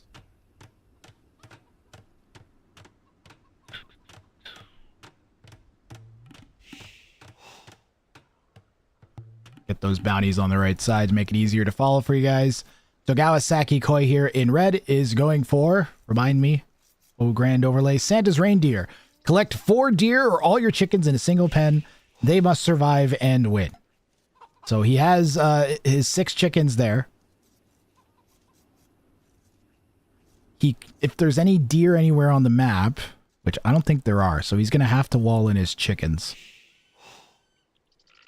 Those are alpacas. So no, there's no deer on the map. So he has to wall in his chickens, and they are in an atrocious spot. He could... Would we let him go over here and wall these? 1, 2, 3, 4, 5, 6. Does walling them in make them his?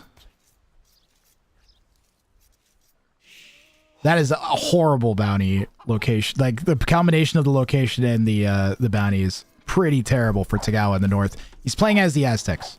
Duduju in the south as the Spanish, going for make no villagers once reaching feudal age and win. I think he's going to go fast castle into conquistadors. So I think he won't make any villas in feudal age. And he will go straight to castle age and start making cogs. Which he's allowed to do. He could even go in. I was expecting to see some Portuguese plays with this bounty, and people take advantage of the Feitorias. And ironically, this is one of those bounties I was talking about earlier, where if there were ponds, he could go and make fishing ships, but he got a pondless Arabia this time, unlike game 1. And I think game 2, no, Zubella. He did that in game 1 or 2. I can't remember which one. I think it was game 1 he made the docks. Didn't pay off, though. Did not pay off. He lost that one.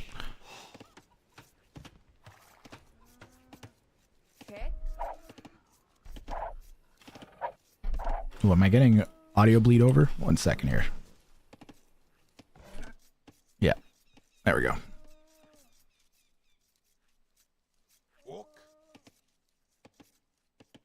Bounty prediction.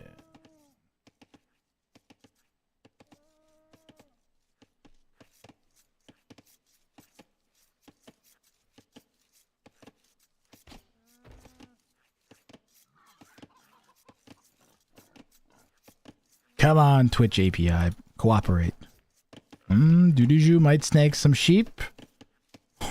Oh, that's so nice.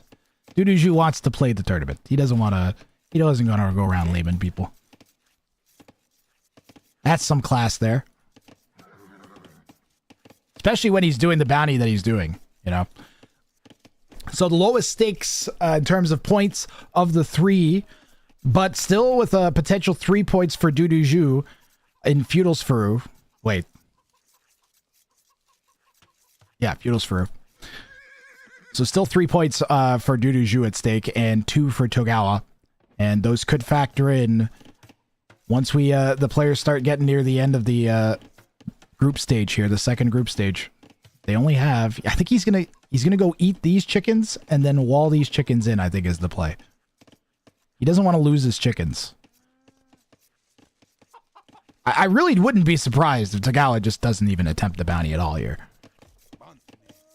Goes for the that might not even. I mean, Duduju's play is like almost like a legitimate strategy, other than the nonsensical not making vills once you hit feudal age. But if you are really going all in with like a Spanish conch play, you'd almost do that. You might make 2 vills on your way up, right? Maybe 3. Maybe like the odd vill here or there. But if you're gonna really go all in with conchs in early castle age and super fast castle age time, then. And that really looks like what Duduju's build is here. Let's look at red scouting. Yeah, he's not spotted the stone yet. Duduju already has 200 plus gathered. So his initial starting 200 plus like whatever. He's got like 50 plus. He's got like an extra 100 stone gathered already. So definitely going to sell stone and go up. Market Smith. Going to be the player for Duduju. Expect like a 14-minute sub 14-minute castle age time if I had to guess, if he goes unpressured. Chicken are still unwalled in, and he did in fact go in long distance the ones in the east. So to me that says he might go for if he's bothering to go all the way out here and get these instead of eating the ones at the front of his base. That suggests to me that he's going to try to wall those in at some point, but he may not want to do that until he's in a winning position.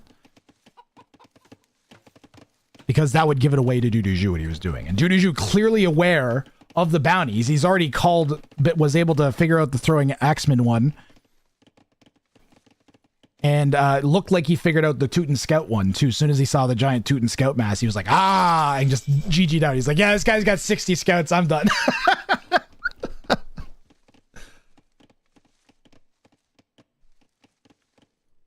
Use the tree line as part of the wall, right? Like this, you mean? Togawa, I mean, he could turn this into a pretty big corner base if that's what you're asking, yeah. Oh, I see what you're asking. He can wall, yeah. That can be trapped as long as they're in a pen. The pen can be whatever. It can be up against a res or a building or whatever. That's fine.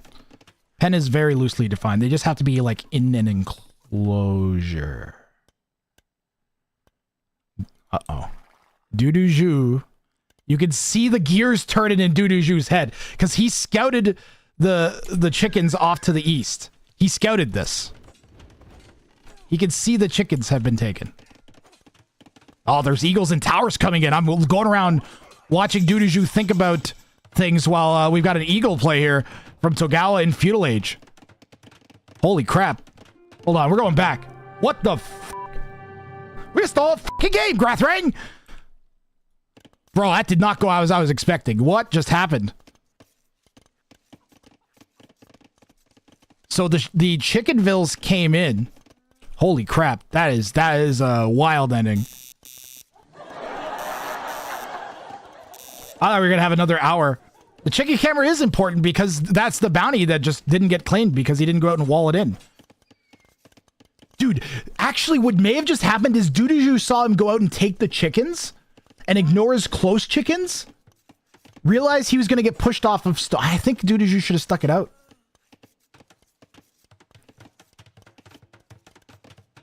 He doesn't want to make a tower and he can't make vills. And then he loses 2 of them. So he calls GG. And he didn't have loom. Oh! Monday? Dude, what an ending. Holy crap. What an ending, man. He was on the way to wall them in. I really think Duduju saw that he went out and got the chickens, then saw that these weren't taken, was just like, there's a chicken pen bounty. I remember reading the chicken pen bounty. And then the pressure killed his bills, and he's just like, he's going to go out and wall the chickens in, and just fucking got out so he wouldn't give Duduju any more points. That was crazy. We got some strategic play here, and pardon me, I put the score up on the wrong side.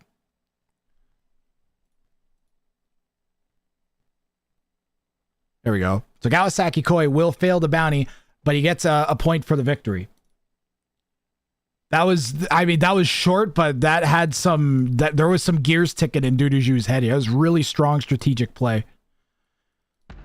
He knows Togawa and Duduju are very likely to be two of the top contenders here, so denying Togawa an extra point or two might have been worth it, especially because this was not going to end well without Loom. And he was not going to be, he would have to get Loom and then squeeze up the Castle Age without his stone, and he can't fight the tower off, so... Yeah, just GG, or he has to abandon his strat, and he's already 2 vills back now. Crazy.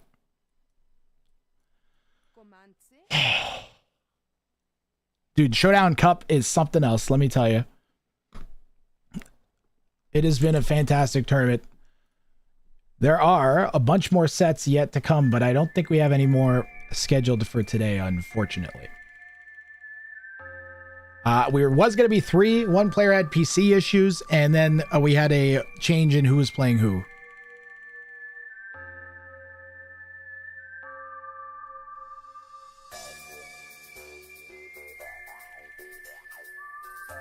Good gameplay there. I agree, Hidden Bobsled.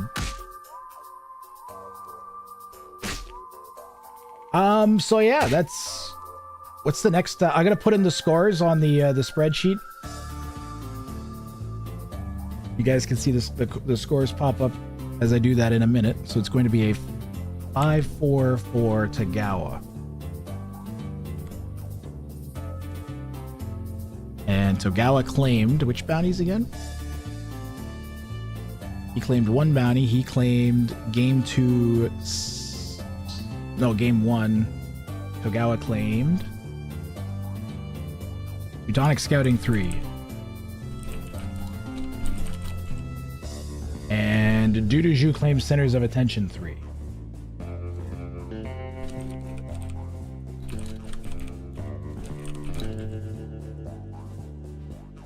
And we're going to ignore the TC drop. It didn't affect the outcome of the game, so we're ignoring it.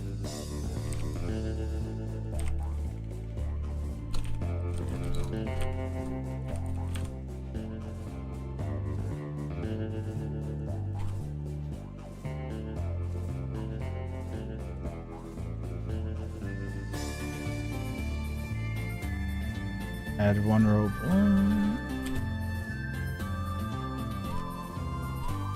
And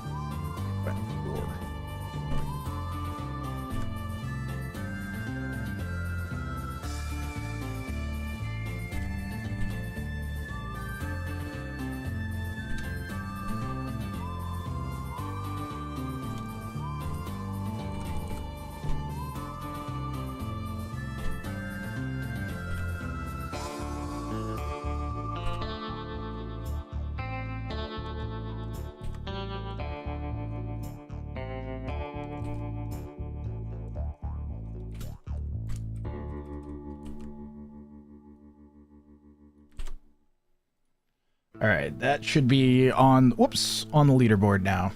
There we go.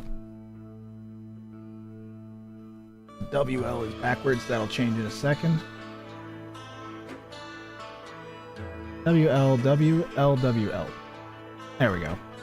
Duduju, it still says 0-2. Oh, because I did I miss a comma? Yep.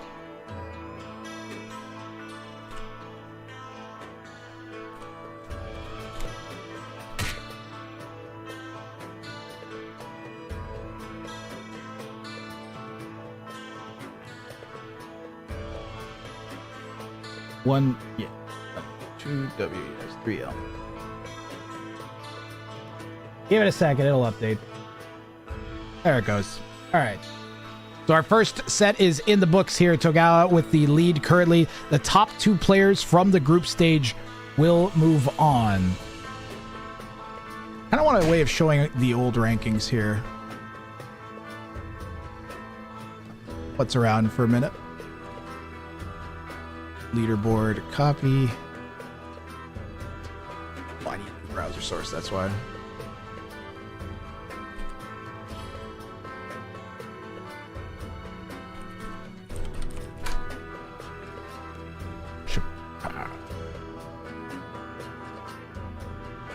This needs to be the other link. You guys can see the old rankings in 1 second. Oh, oh. There you go.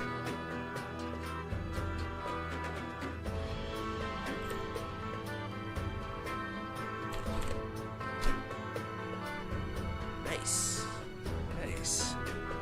Nice. Nice.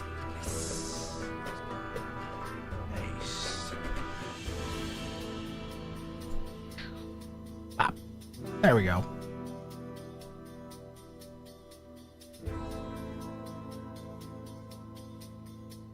So that's how the group stage left off. Above my head. Slash behind me now. Chopsticks was the leader at 1350 elo.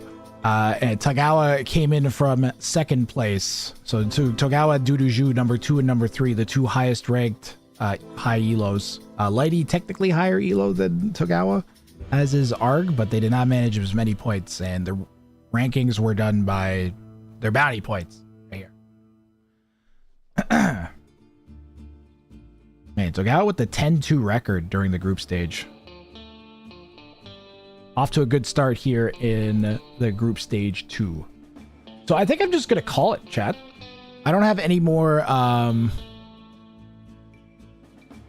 have any more sets to cast.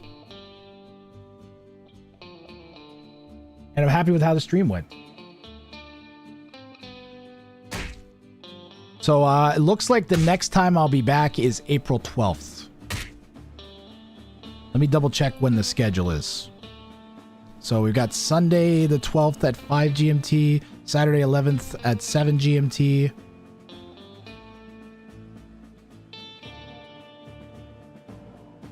And am I missing? Do I have there's Chopsticks, Togawa, Arg, Togawa. What's the other one? Plotterghost and Volcorn Kex is supposed to be played by then too, I think.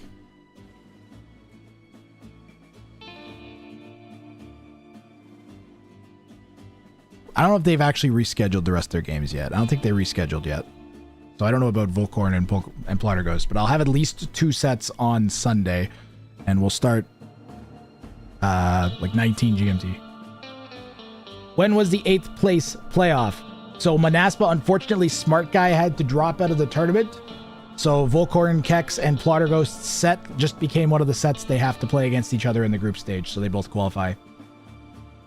I see. I tuned in and you log off 15 minutes later. I just don't have it. I had 3 sets planned for today. We only got 1 recording. Work all day and no bounties make me go something. What are we supposed to do? What you guys hit me with suggestions? I don't have to leave right this second. I just don't have planned content.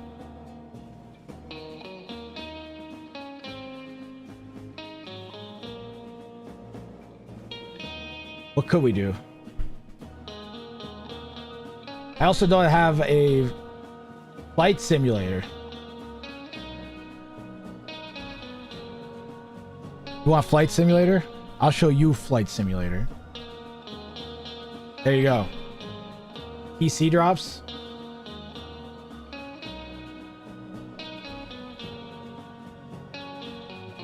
Here's your flight simulators, Bella. Is this what you wanted? I think I should just hop off. New Civ with Flying Siege.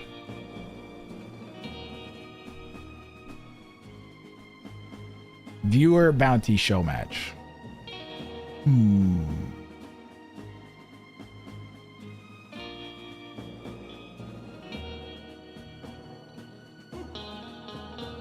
I don't know, that would require like 20 minutes of overlay work. Or I could just stick it into the tournament and then take it out after. Viewer bounty show match. We could do that actually.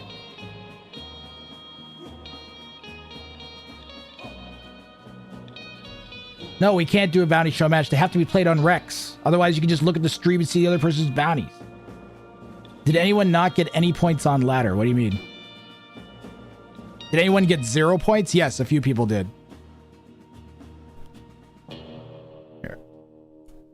You can look at the ladder if you want. Let me scroll up. Or down. Whichever direction. Mouse Puddles got 0. Motzi got 0. So, one of the highest and one of the lowest elos. Both ended up with 0 points. Motzi TC dropped, I think, twice. He did it once and lost the 3 points that he did have. And I think he TC dropped twice. So he ended up with 0 points. Typical Motzi. A bunch of people ended up with points, but no victories. So Zdanik never managed a bounty claim, but he invented his own, kill a castle with rocket carts only. Made for one of the best clips of the tournament. So Zdanik got his money's worth out of the tournament. Naruto Sherry also didn't manage to get one. He had some tough matchups. And same with Dana Ferdozer. Super Monkey Car didn't get. I thought Super Monkey Car did get one. Oh. Yeah, he had some tough matches too.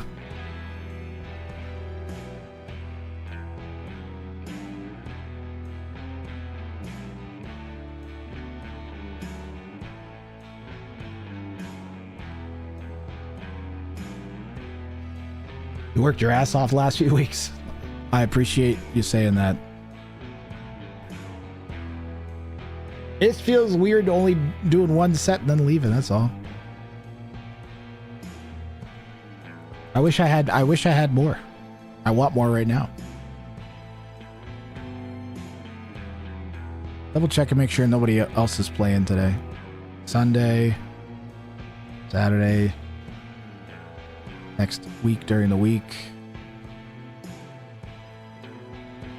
We could do a viewer show match. Does anybody want to play one of these? We can cast that. No, I can't do it because you see each other's bounties. They'd have to play it and then we'd cast starting in game 2. Yeah, we can't do that. What are your thoughts on the Wololo? Fantastic production. Orchestra was an amazing addition and it made everything feel complete. The fact that they had an orchestra in the Royal Albert Hall made perfect sense as well. Turn the SpongeBob music off. And the last set was pretty good. I watched the most of the last set of Hera and Leary.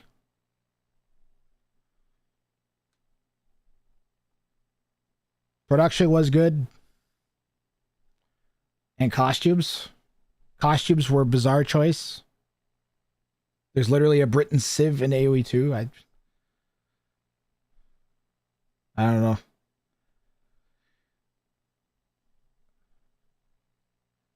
That was the only thing that was a little weird.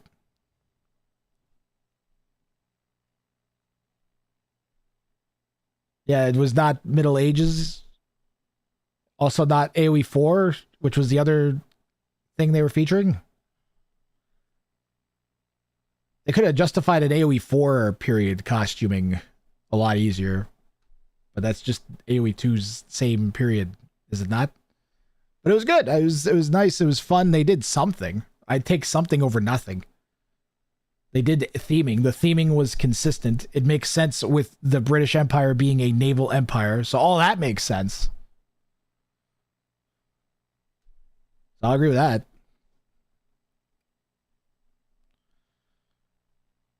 Do do do do do do do do do do do.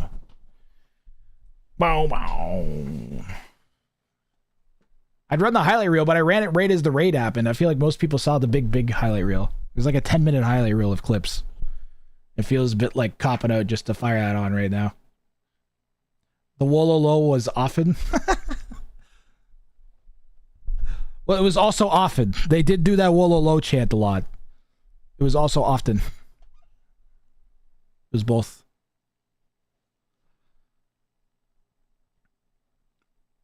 I can talk about my plans for my next tournaments before we call it.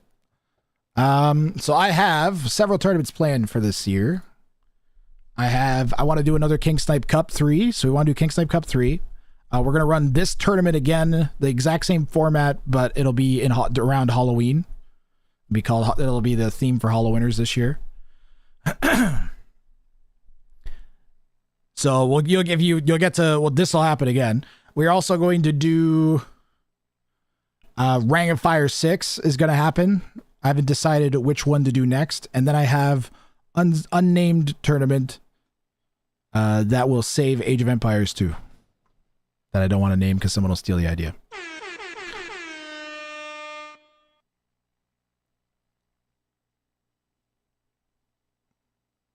They don't like it's from AoE 1 and they dropped its tournaments? What is? The theming? I thought it was from AoE 3. It would have been more on point for Age of Empires 3.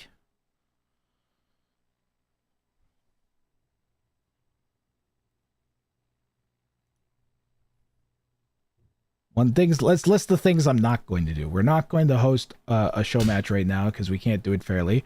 We're not going to do TC dropping. Yeah, I should just call it.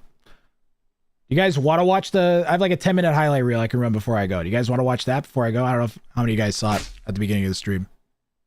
Like there's only like 15 people here, and then like halfway through, mem people came in. You saw it, Enix?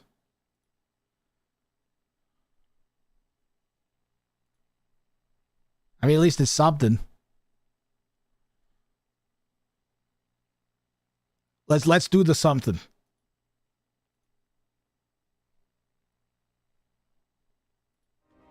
Eventually, the bloodlust consumes you. You find yourself compelled to murder your own units.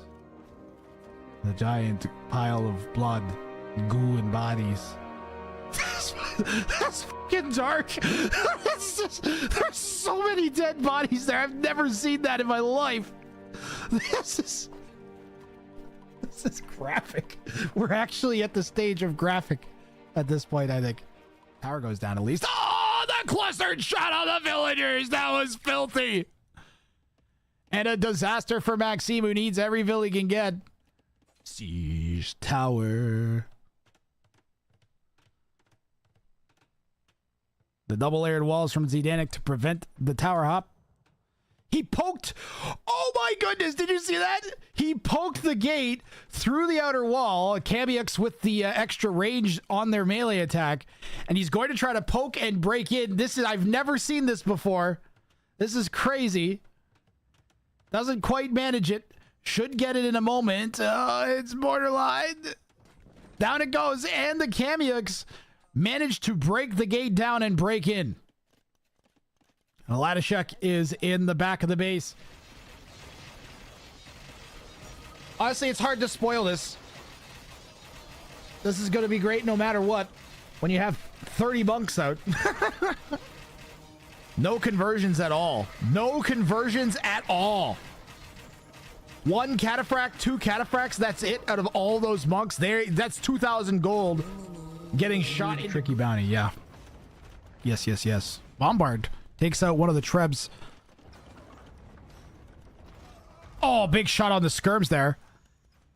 59 archers for Zidanic. Got to be careful to replace that one. He may not have noticed. Another big shot from the bombards takes out another 4 or 5 skirms. And another shot. Oh, God, they were clustered up. I think every single skirmisher took damage on that hit. Zidanic getting insane value out of one bombard cannon. And the petard takes out the bombard cannon. Let's go, Chad. Thank you for flaring a Ladishek. That is wacky as anything. Here we go, Chad. Keep going. You gotta keep going. He's gonna one-shot the TC. Oh, the Mango Desperation Mangonels. The market goes down. The TC goes down. The Super Monkey Car doesn't have enough wood gathered for another lumber camp. And I gotta say that this game is over. All right. Chopsticks coming out to try to fight the castle drop-off. Vill to Vill. And hit the bongos.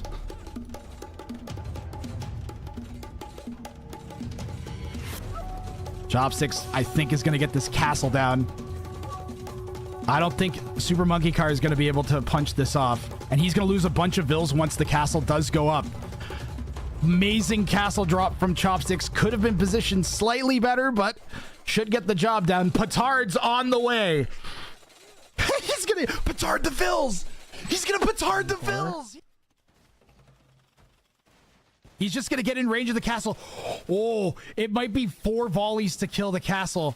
That's crazy. Look at this. This is unbelievable. Look at the castle. The rocket cars just destroyed it. Maxi's going to get bulldozed by these rocket cards. I got to clip that. The villagers, they're not there. That's not going to work. That is not going to work.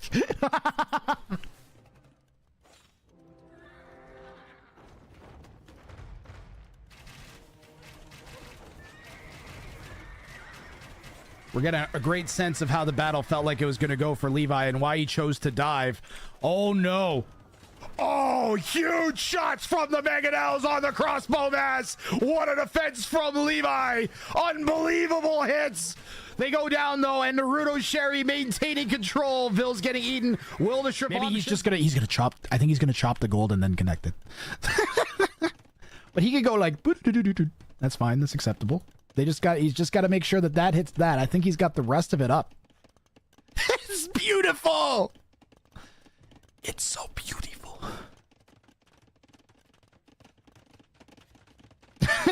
Clear Love's like, I'm getting these 3 points. What's happening in Red's base?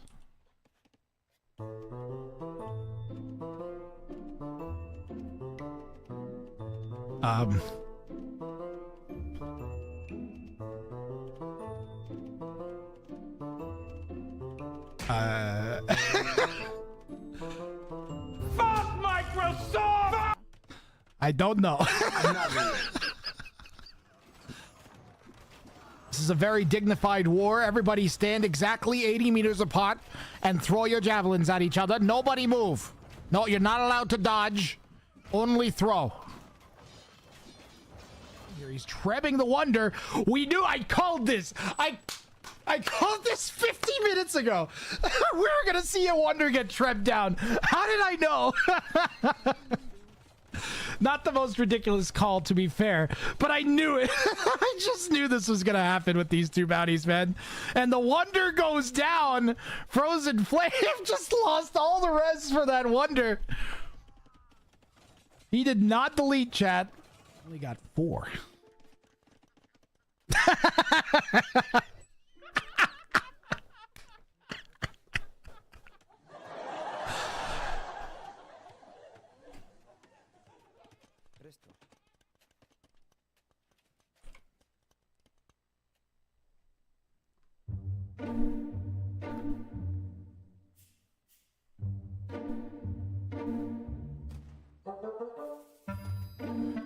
Is this some sort of relic gift?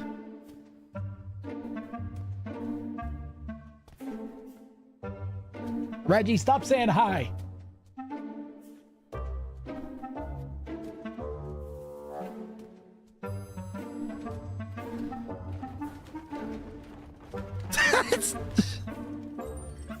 Who's gonna win? Smart Guy has 30. Dragulor Freya has 43. So she's winning in the Scorp War.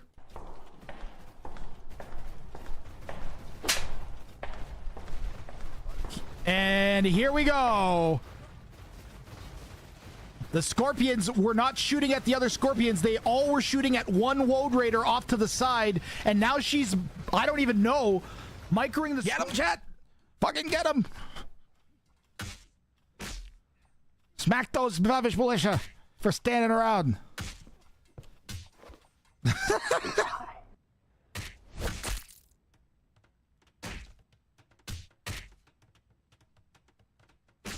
Thank you. Thank you. This is great. Look, even Leopard knows. Leopard, it's got to be painful looking at this. If you don't win this game, you're going to come back to this moment and fight for AT-41 right there. Oh, now with the Megan L coming in, Onager comes in and lands 2 huge Onager shots, taking out all of AT-41's arms. 3rd shot lands. Unbelievable. Huge comeback from Not Sure. Looked like AT-41 just about had that wrapped up with the Hussars all dying vainlessly. But boy, 3, 6, almost 4 Onager shots now from Not Sure to turn this back. And will the ballista elephant kill the wolf? Or will the wolf kill the ballista?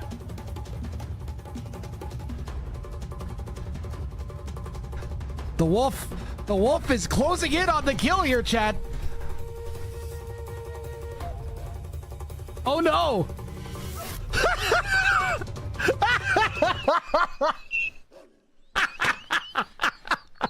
If only that was the Castle Age TC. The tower's defending the castle here, taking Vils out left and right. Unbelievable pressure here from Chopsticks. Yeah, something I've never seen. I have 20,000 hours and I've never seen a tower built to protect the foundation of a castle from villagers. I have never seen that. Not once. Another castle from Chopsticks. Oh, he's got to be careful with the ram there, though. Oh, the heist is underway. The heist is happening. Will Volkhorn notice? And how much gold is he going to get? Is this going to do it? The carts are 44 gold each.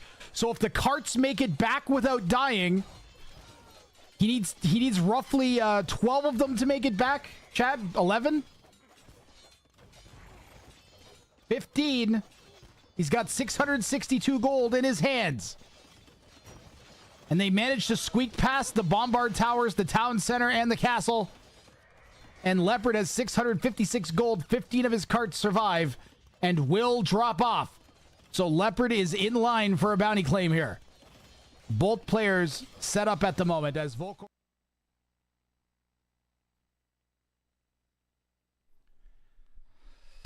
Man, tournament's been excellent. I am gonna call it here. You know what? And come back on Sunday with I hope 3 sets by then.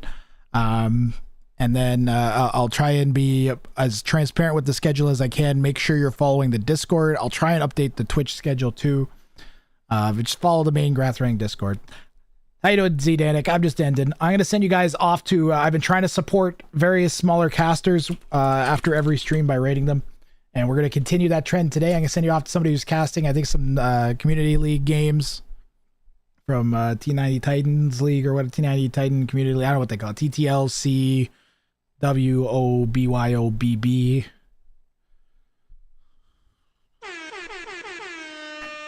Something like that. So I'm going to send you over to him, and I will be back almost definitely on Sunday. Unless there's a couple games that get scheduled. Even then, I'll probably be back on Sunday anyways. So you guys have yourselves a good night, and I'll see you on the next Showdown Cup.